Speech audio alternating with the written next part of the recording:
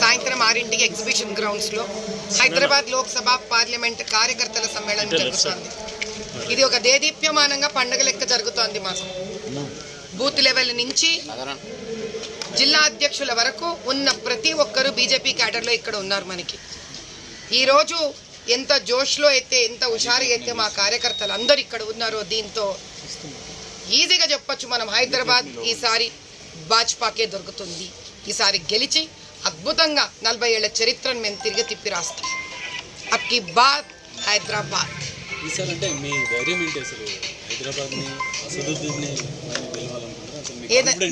మా కాన్ఫిడెన్స్ మా కార్యకర్తలేనయ్యా. ఇంత జోష్లో వచ్చిన కార్యకర్తల కన్నా అద్భుతమైన శక్తి ఏముంటుంది ఒక పార్లమెంట్ క్యాండిడేట్కి? అది కాక ప్రధానమంత్రి మోదీ గారు చేసిన ఇన్ని అద్భుతమైన కార్యక్రమాలు, ఏఎంఐఎం వాళ్ళు ఇప్పటిదాకా చేసిన ఎన్నో రకాల బూత్ లెవెల్ అన్యాయ అక్రమాలు, ఈసారి election commission, central election commission మనతో అంటే న్యాయం వైపు ఉండి ధర్మంగా ఈసారి పోలింగ్ కండక్ట్ చేయాలనుకోవడం, ఇవన్నీ చరిత్రలో ఒక విచిత్రాన్ని సృష్టించబోతుంది. అధికార కాంగ్రెస్ పార్టీ ఎంఐఎం అభ్యర్థిని దగ్గర నుండి గెలిపించుకుంటామని అంటున్నారు. దీన్ని బట్టి ఏమర్థమవుతుందంటే తెలంగాణ మొత్తంలో కూడా కాంగ్రెస్ అన్యాయం చేస్తుందని అర్థం. రజాకార్లకు దగ్గరగా ఉండి వాళ్ళు చేసిన అన్యాయాల అక్రమాలను అర్థం చేసుకోకుండా, వాళ్ళు ఇష్టం వచ్చినట్టు బతుకమ్మని అవమానం పడిచినా కూడా, వాళ్ళు రామచంద్రుని అవమానం పరిచినా కూడా, దేనికైనా కూడా వాళ్ళు ఎన్ని అన్నా కూడా మాకు పర్వాలి అని దులుపుకుంటూ పోయి ఈ ఒక్క కాన్స్టిట్యుయెన్సీయే కాదు 16 కాన్స్టిట్యుయెన్సీ, మొత్తం 17 కాన్స్టిట్యుయెన్సీలు హైదరాబాద్తో కలుపుకొని అన్నిటికీ కాంగ్రెస్ అన్యాయం చేస్తుందని లెక్క.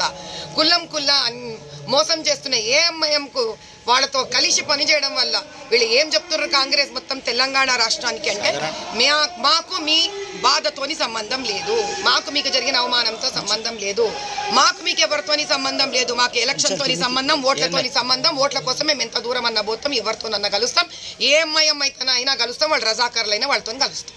मैडम पिछले चुनाव में कांग्रेस बोला कि एमआईएम बीजेपी बीआरएस एक ही बोले, अब उनका सपोर्ट करें, आप इस तरह देखें? यही तो कह रही हूँ ना भैया. ये लोग पिछले गवर्नमेंट में पावर आने के लिए बीआरएस और बीजेपी एमआई मिले बोले. अभी क्या कर रहे हैं ये लोग मिल गए. इससे क्या पता चलता? तब भी जो बोल रहे जबान सही नहीं है, अब भी जो बोल रहे वो भी सही नहीं है. तो कुछ जो बोल रहे अभी समझने की टाइम आ गया है. మేడం, అంటే మీరు ఎన్నికలలో ప్రజల్లోకి ఏ విధంగా వెళ్తున్నారు? అంటే ఏం ప్రచారం ఇక్కడ వరకు ఇన్ని రోజులుగా ఎన్నో అన్యాయాలు, అత్యాచారాలు జరిగినాయి. ఈడ ముస్లిం ఆడపిల్లలకు జరిగినాయి. రోడ్లు సాఫ్గా ఉండవు, డ్రైనేజ్ సిస్టమ్ సరిగ్గా ఉండదు, విద్యా వ్యవస్థ సరిగ్గా ఉండదు, ఇక్కడ ఒక మాళ్ళు ఉండవు, ఇక్కడ ఫుడ్ స్ట్రీట్స్ ఉండవు, ఇక్కడ ఒక ఐటీ కంపెనీ రాదు, ఇక్కడ గవర్నమెంట్ స్కూల్ సరిగ్గా ఉండవు, ఇక్కడ ఏమి సరిగ్గా ఉంది, ఇక్కడ ఫ్లైఓవర్స్ రావు. దీనికి ఆనుకోనున్న మల్కాజిగిరి, దీనికి ఆనుకోనున్న సికింద్రాబాద్, దీనికి ఆనుకోనున్న జూబ్లీహిల్స్, దీనికి ఆనుకోనున్న బంజారా హిల్స్, ఇవన్నీ మంచిగా అద్భుతంగా తయారైతే హైదరాబాద్ నడి బొడ్డులో ఉన్న హైదరాబాద్ లోక్సభ పార్లమెంట్ ఎందుకు ఉండాలి ఇట్లా? ఇది ఎంత పెద్ద ఇక్కడ మాన్యుమెంట్స్ ఉన్నాయి, చరిత్రకు సంబంధించిన ఎన్ని గుళ్ళు ఉన్నాయి, ఎన్ని గోపురాలు ఉన్నాయి. గోల్కొండ కిలా ఉంది, దాని లోపల జగదంబ టెంపుల్ ఉంది, 1000 ఏళ్ల సంవత్సరంది. అరే మేమేమో పోయి ఇఫ్తార్లు చేసుకుంటాము, ముస్లింలను మాత్రం కలుపుకోవాలనుకుంటాం, మేము ముస్లింలో కలవాలనుకుంటాము, అన్నదమ్ములను చూపించాలనుకుంటాం, మేము షియాలతో కలుస్తాము, రంజాన్ పండుగలలో కలుస్తాం. వాళ్ళేమో మా బతుకమ్మలను తిడతారు, రాముని తిడతారు. వీళ్ళు సెక్యులారిటీ గురించి మాట్లాడతారా? వీళ్ళు కనీసం ఒక్క దినమైనా ఏమన్నా వచ్చి శివరాత్రి రోజు కూర్చున్నారా? శివాలయాలకు వచ్చిండ్రా? వీళ్ళు రారు. వీళ్ళు మా మీదనే దుమ్ము రేగొడతారు వీళ్ళు. కానీ మేము ఇప్పటికీ నమ్ముతాం అందరం కలిసిమెలిసి దేశాన్ని ముందుకు తీసుకుపోవాలి. అదే మోదీ బాయ్ది కూడా, సబ్కే సాత్ సబ్కా వికాస్. వీళ్ళు ఎన్నడు కలిసిండ్రయ్యా? ఏ పండుగలలో హిందూ పండుగ వచ్చిండ్రు వీళ్ళు? రారు. వీళ్ళు రాకుండా మాకు అన్యాయం అంటారు. ఏంది వాళ్ళకి జరిగిన అన్యాయం? ఈయన చేస్తుండు వాళ్ళకి అన్యాయం. మేము హిందువులం చేస్తలేము అన్యాయం వీళ్ళకి.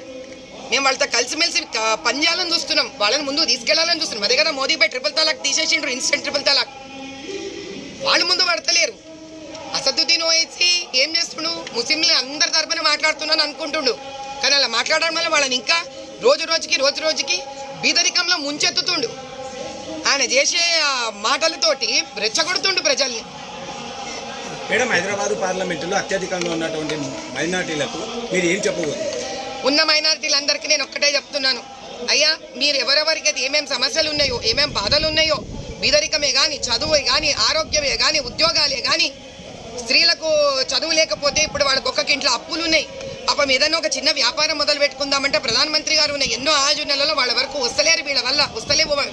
మేము గెలిచినమంటే హైదరాబాద్ లోక్సభ పార్లమెంట్లో ప్రతి పస్మంద ముస్లిం ఇంట్లో స్త్రీకి ఒక విద్య నేర్పించి ఆమెకు మినిమం 50,000 నుంచి మేము స్వావలంబనలో కానీ లేకపోతే విశ్వకర్మ యోజనలో కానీ ప్రధానమంత్రి దాంట్లో మీకు మేము ఇప్పిస్తాము.